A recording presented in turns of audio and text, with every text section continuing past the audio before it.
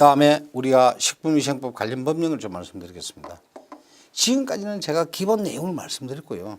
앞으로 식품위생법 관련 법령은 살펴보면은 식품위생법에 식품위생법 제49조가 중요하죠. 그 다음에 49조 2가 중요합니다. 식품 이력 추적 관리 정보의 기록 보관이라는 게 중요하다. 정보 연계에 관한 기록 보관 등의 기준이 마련되어 있습니다. 이게 언제냐면은 올해 5월달에 했고요. 식품위생법 시행규칙 시행령 45조에 권한도 지방청장에게 위임을 했습니다. 식품의약품안전처는 정부 부처의 중앙부처로서의 역할을 하기 때문에 모든 업무는 지방식품의약품안전청에게 위임됐다 말씀드리고요. 식품위생법 시행규칙에 등록 신청하는 방법도 아주 세부적으로 만들어놨습니다. 마찬가지입니다. 건강기능식품에 관한 법률도 건강기능식품에 관한 법률 제22조의 1을 갖다가 개정해가지고 의무화를 하도록 했고요. 그 다음에 마찬가지 등록기준 권한의 위임위탁도 이 관한 법률에 따라서 지방식품의약품안전청장에게 위임이 다 되어 있다는 걸 말씀을 드리겠습니다. 지금 현재 지방식품의약품안전청에서 식품 이력 등록에 관한 내용은 아주 잘 알고 있습니다. 세부적인 내용은 우리 청에 가서 아까 가까이 있는 데입니다. 대한민국의 지방식품의약품안전청은 몇 개입니까? 6개가 있습니다. 다 지방에 있습니다. 가서 문의하시면은 친절하게 답변을 해 주실 겁니다.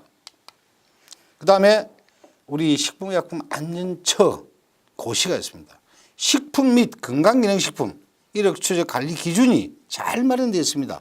이걸 읽어보시면은 홈페이지에 들어오면 있습니다. 이걸 읽어보시면 심사는 기준은 어떻고 조사평가는 어떻게 하고 그 다음에 표시는 어떻게 하고 등록번호는 어떻게 부여를 하고 부착은 어디 하고 그 다음에 정보 연계에 대한 사항도 있고요. 소비자 정보 확인 사항도 있고요. 기록의 장석 방법 그리고 성번호 부여 절차까지도 상세하게 나와 있습니다. 이거 보시면 되겠습니다. 더 알고 싶으면 아주 이걸 보시면 아주 편하게 알 수 있습니다. 여러분, 제가 식품 이력 추적 관리 제도에 대해서 아까 맨 처음에 얘기했습니다. 이것은 너무너무 중요한 사항이다. 개방화 시대에 우리나라가 부강되고 우리나라가 식품 안전 강국이 되기 위해서는 식품 이력 추적 제도가 도입되고 시행되게 됩니다. 누구보다도 먼저 시행되게 됩니다. 그래서 법을 개정해놨죠. 그런데 우리 대한민국 국회는 뭐라고 했느냐. 미등록 시의 행정처분 기준을 갖다 만들었습니다. 이것이 뭐라고 만들었느냐. 등록을 하지 아니한 경우 법 제49조 1항 단서조항에 따라서 등록을 하지 않은 경우 첫 번째 시정명령을 내립니다. 시정명령 받으면 되겠죠? 라고 생각하면 안 됩니다. 바로 2차 점검이 들어갑니다. 2차 위반이면 영업정지 7일입니다.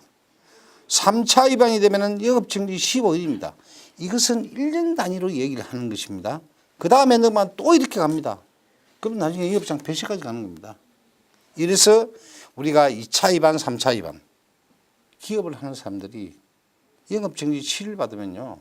그 회사에서 그 식품을 생산을 못하게 되면 그 손실이 얼마나 크겠습니까? 회사로 생각하죠. 많은 분들은 영업정지 7일이라고 하니까 그거 받으면 되지. 그러나 그런 건 아닙니다. 그래서 영업정지가 중요한 이야기다. 마찬가지입니다. 건강기능식품도 아까 제가 연차별로 쭉 얘기를 했습니다. 50억 이상, 10억 이상, 몇 제곱미터 이상은 의무직으로 대입되고 연차별로 이렇게 된다고 말씀드렸습니다. 그게 안 되게 되면 바로 점검이 나가고 단속이 나가고 규제를 받게 되고 행정처분을 받게 됩니다. 아, 등록 방법은 쉬웠거든요. 쉬웠는데 등록하는 게 그게 그렇게 어렵습니까? 그러면 그것만 하면 되는 겁니다. 그래 안 할 경우에는 이 행정처분 기준이 있다. 이런 말씀을 드리는 겁니다. 근데요, 또 있습니다. 과태료를 또 부과합니다.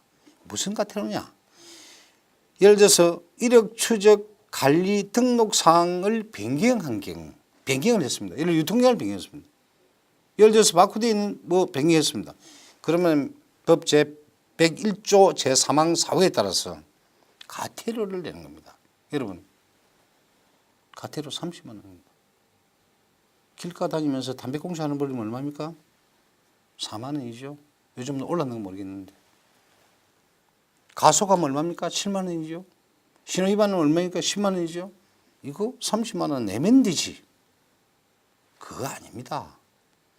우리가 그 경범죄 처벌에 위반한 거하고 이거하고는 개념이 틀립니다.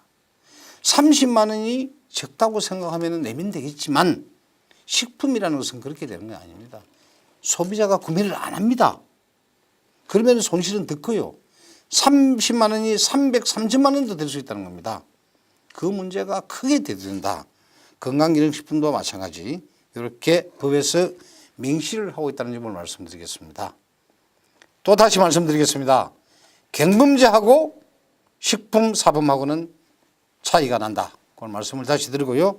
30만 원에 대한 문제 가지고 애사로 생각하시면 안 된다. 다시 말씀을 드리겠습니다.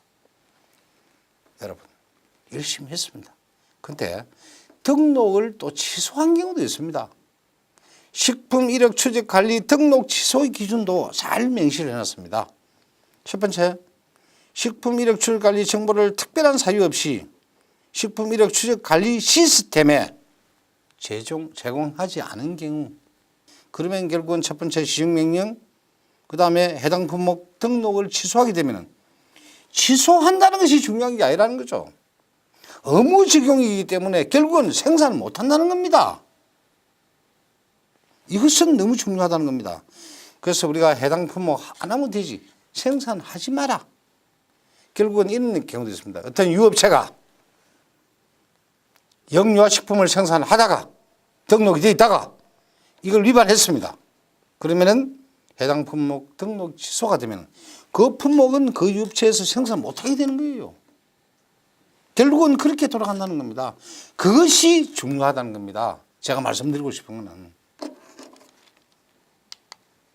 자, 지금 제가 말씀드린 내용을 다시 한번 말씀을 드리면은 우리가 이력 추적이라는 개념은 그렇게 중요한 거고, 두 번째로는 등록을 하는 데는 아주 쉬운 거고, 정부 정책은 연차별로 가져가고 있다는 거고, 세 번째로는 안 했을 경우에 행정처분 기준이라는 게 상당히 중요하다는 걸 말씀드렸습니다.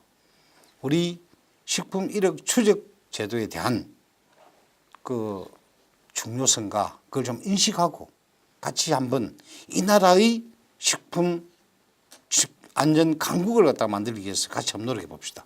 그래서 제가 지금까지는 우리 기본 방향을 좀 말씀드렸고, 다음 시간에는 식품 추적 관리를 위한 우리 정부와 그리고 우리 기업과 우리 소비자가 그동안 어떤 노력을 했는지 한번 살펴보도록 하겠습니다.